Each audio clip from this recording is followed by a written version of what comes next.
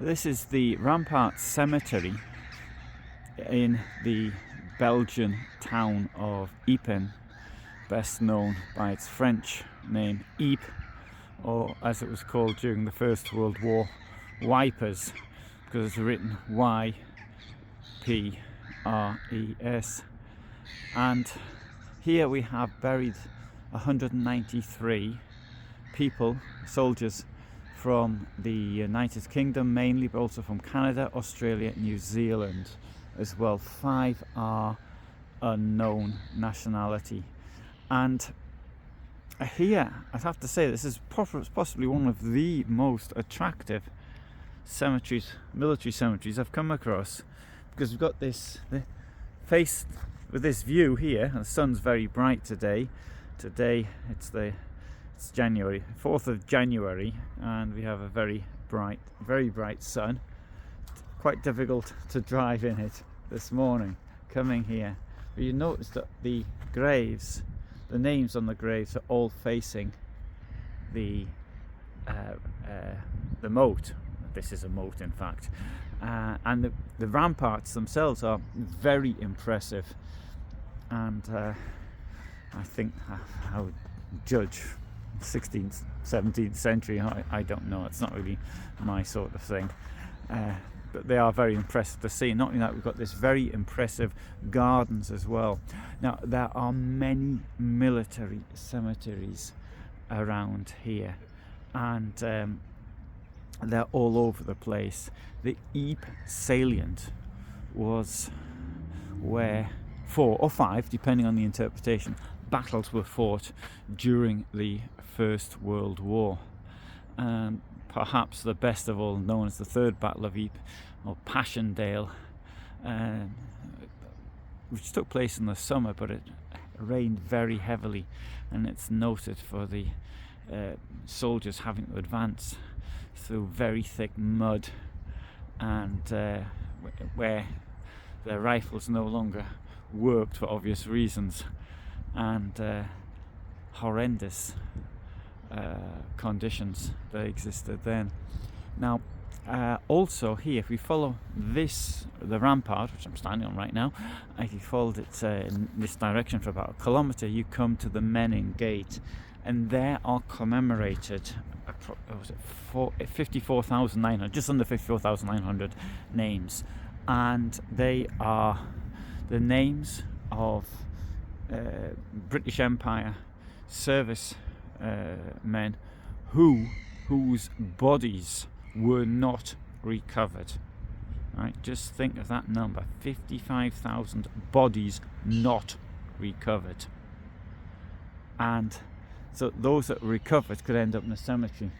The cemeteries which are all over the place here, and I've got other videos which I did from my last tour here in 2014. You can see, and it's to imagine the huge human potential which was lost for this salient in something which had, in all honesty, no effect on the war whatsoever at all. Anyway,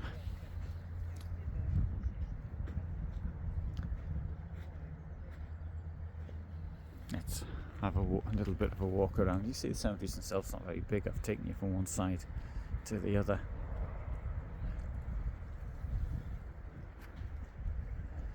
Dates of death here: 1917. It was only 1915, 15,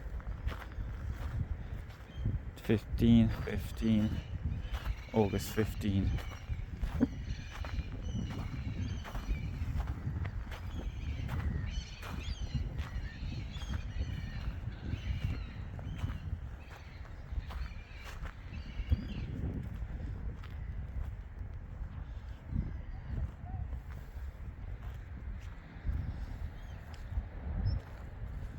So I'll be doing a tour around here. Obviously by the time this gets uploaded I'll have finished,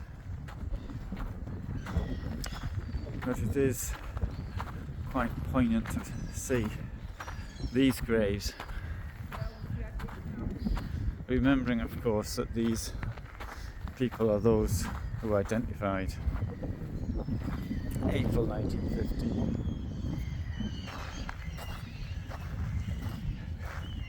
15th of March 1915, age 17, W.J. Schultz, sapper, Royal Engineers.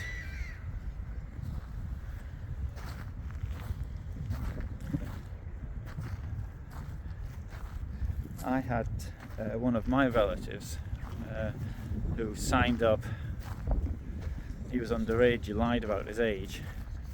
His two brothers though did sign up, and when the brothers found out what it was really like, they went and informed on the younger brother, saying that he wasn't the age, and he claimed to be, and he was sent back. There's 5 unknown people here, and this is one of them. And when I was at Tyne-Cot Military Cemetery in 2014, I found somebody I think was one of my relatives. Though the thing is, I'm not absolutely certain. All the surnames not all that common. So and the location of where he came from sort of fitted. So I assumed it was my relative.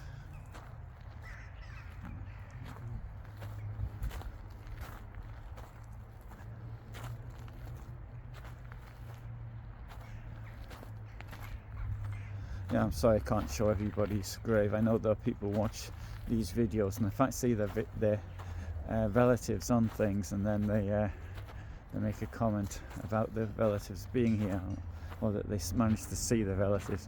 Because the sun is so bright today, it's going to be, I mean, this one says a soldier of the Great War. Okay, I can see it, but looking at the screen I can't.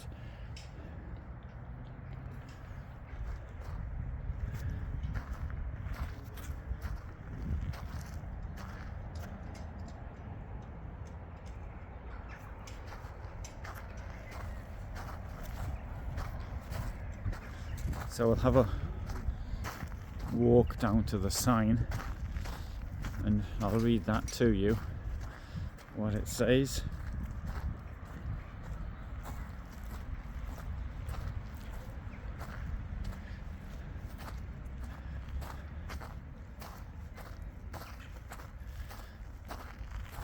I've been planning on doing this for more than 12 years now, for the 100th anniversary of World War I. So I started doing a tour then. That's in French, which of course I do speak, but I'll read it to you in English. The land on which this cemetery stands is the free gift of the Belgian people for the perpetual resting place of those of the Allied armies who fell in the War of 1914-1915 and are honoured here. And here we have, that's in French, and it was in Flemish there, and we have this map here, and on the map here we have Ieper, and this bit here you see there, that is the results of the Third Battle of Ieper, the Passchendaele, which in fact is probably even more, a bit exaggerated on this. It was greater than it really was, the advances.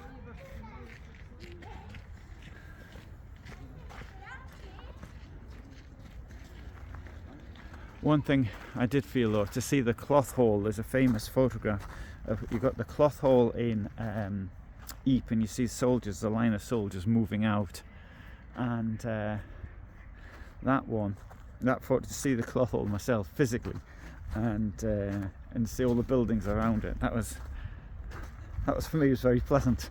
I mean, I know it was destroyed 110 years ago, but more than, but all the same, and I knew they'd rebuilt it, but all the same, it's nice to see it. Okay, right, so thanks very much for watching. Hope you found that of interest. I upload every Tuesdays and Fridays with a longer video such as this one. and upload every day at 2000 hours Central European time. There's a video, and longer ones on Tuesdays and on Fridays. So all the best from me in Ieper, as I call it, using the French, or shall I say English form. Ieper, Belgium.